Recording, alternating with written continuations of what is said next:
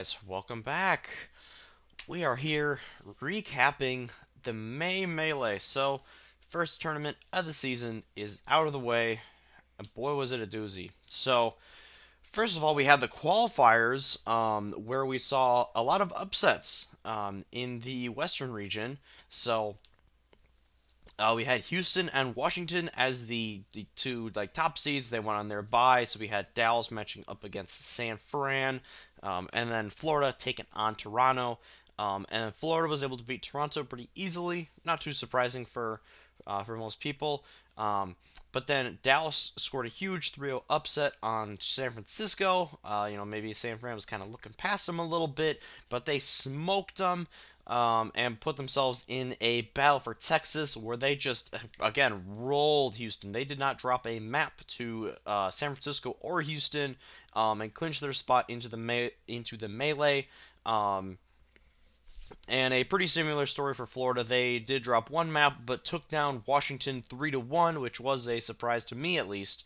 Um, Florida looked really inconsistent their first four matches, so I didn't really know what I was to expect from them. I did think they were better than Toronto, which they proved, but I definitely had Washington taking that one. So two pretty much upset picks coming in.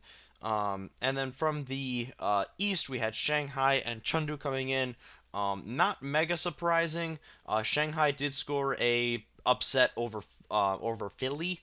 Very close back and forth matchup, but they did clutch it out in the end to get their way in. So it was a very, very interesting tournament because it's a it's a rare thing when you don't see Philly or San Francisco in a tournament. They made deep; those two made deep runs in every tournament last year.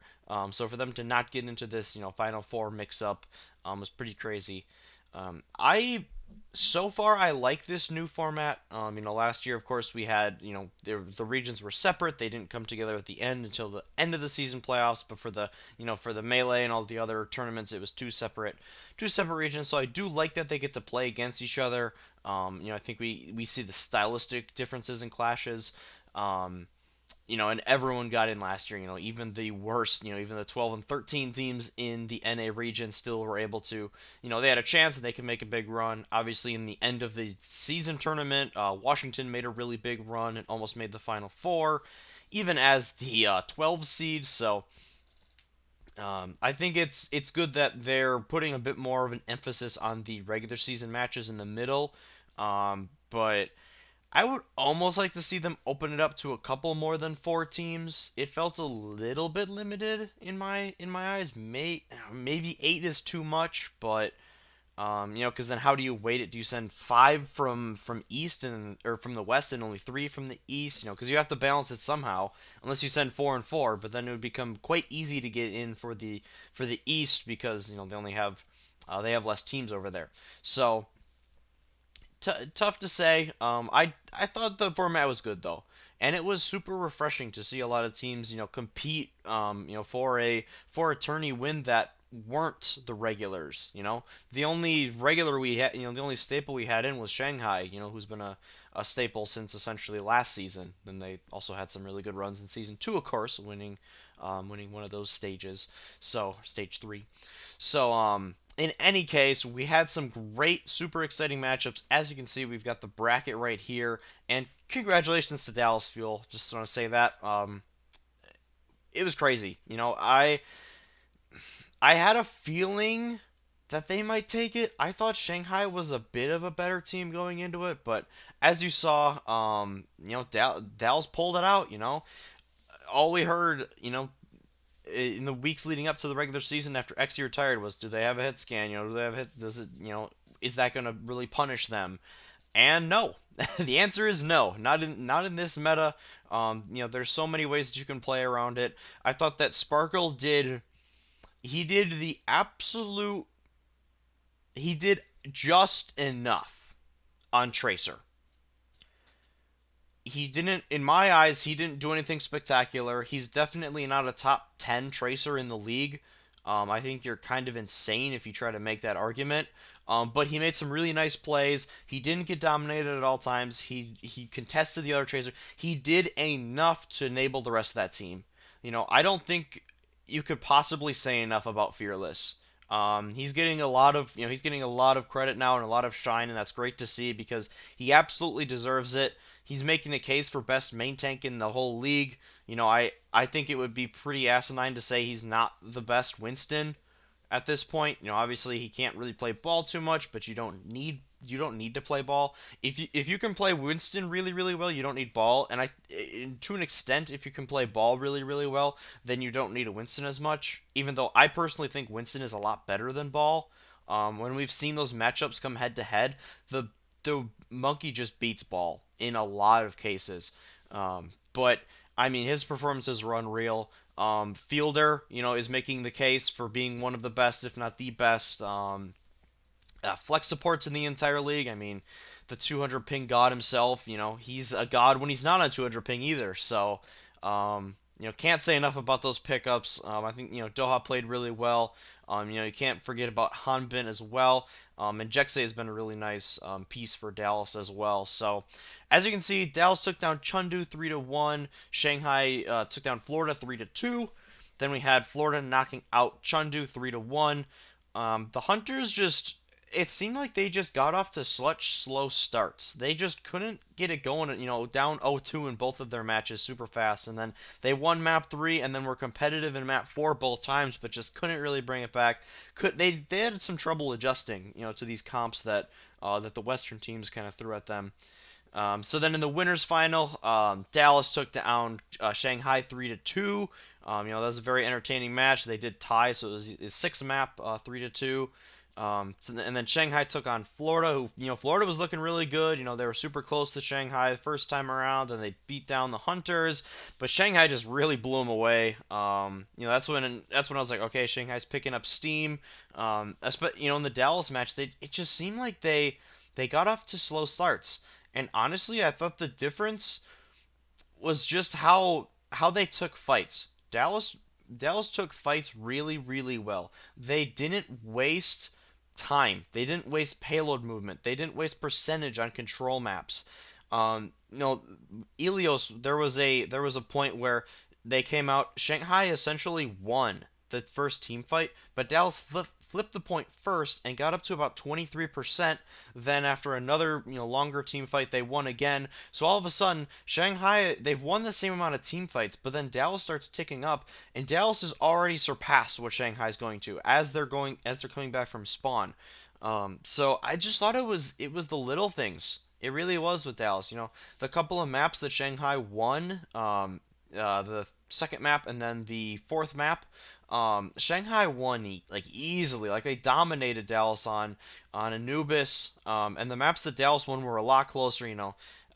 Blizzard World, the deciding map came down to the last fight. Even though Dallas had about 5 minutes just to get 110 meters on second, it still came down to the very end. So Shanghai, they fought really hard. They put up a good fight, but it was just a little bit too much.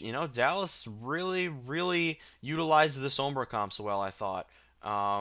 Fate got punished pretty bad. And even though Fearless left Shanghai, because he wanted to rejoin his friends at the fuel. It's you just wonder, if Shanghai has Fearless, they just win no matter who Dallas has as their main tank. Like if they have Fate and if you flip the two main tanks or pretty much put any other main tank in the league there, and Shanghai just wins. So MTD, it's a thing. It really is. And the support, I thought the support was probably a little bit better for Dallas as well. They play a little bit more conservatively. Shanghai has two extremely I don't want to say frontlining, but they have two very aggressive support players in Lee Jaegong and Izayaki. And it just kind of bit them at points. Like I said, Dallas on the Sombra comp, they just looked really, really strong. Besides the disaster that was Anubis, but again, I'm happy for him. It's a huge win for the organization. I love seeing parity in the Overwatch League.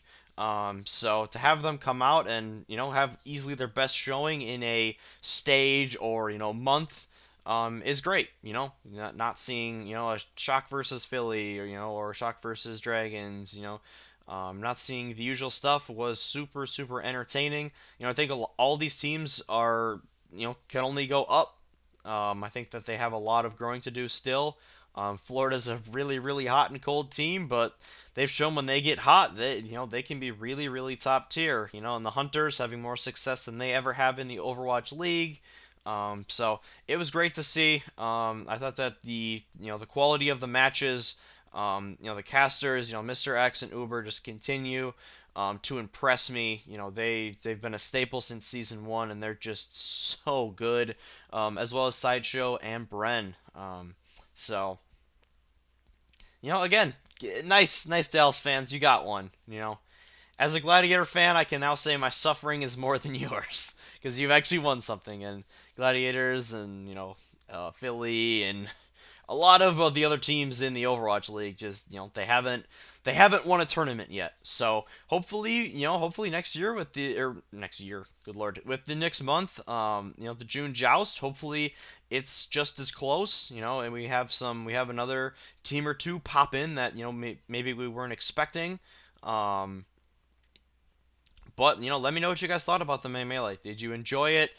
Did you like the format? Do you think that they should still make some more tweaks to it? Let me know because I'm very curious to hear what you have to say. One more thing before the video ends. Huge news. I'll put this in the title. Big Boss. Big Boss Pine is back. Dallas no hit scan. They do now. Pine returns to Overwatch League and he's playing for Dallas. It's amazing. It's amazing. I've had a rough couple of days, honestly, personal wise, but this just it turned it around for me. Seeing the news today, it's just awesome to see. I'm really excited. I hope we do actually see him play a good amount because man, is he one of the most entertaining players that we've ever seen. So, the question marks have been answered for now in Dallas. We'll have to see. Pine hasn't played in a while. The last time he was in the league was season 2, and he didn't really play at all in season 2. So the last time we got a good dose of him was that first season, the inaugural season. So I'm very excited to see what he can bring to this Fuel team. And like I said, I don't think this makes Fuel the favorites going forward. Honestly, if there was a tournament for all the marbles, right now, there's still a couple of teams I'd put above them, but they've definitely put their hat in the ring, and I think that they can, it's very possible they'll still run just comps with Sparkle and Doha, and it can obviously work for them. It worked beautifully. But now they have that extra little bit now. If we get a Widow dominant meta, or if we get where Ashe is really strong consistently on all the maps, or McCree, they're gonna put on a show. So super excited for that. Happy for you guys, Dallas Fuel fans, because you guys suffered a lot in the first 3 seasons. So just don't become insufferable now. So with that, hope you guys enjoyed. Thank you guys very much for watching. Again, appreciate the support, the views, comments, always welcome. And we'll see you later this week for predictions coming up on we're setting up for the June Joust. Mega excited for that. Yeah, can't wait to see more West East matchups and see if we can get some different teams in the next tournament. So, as always, thank you guys very much for watching. I hope you have yourselves a wonderful, safe, productive week, and then I'll see you in the next one.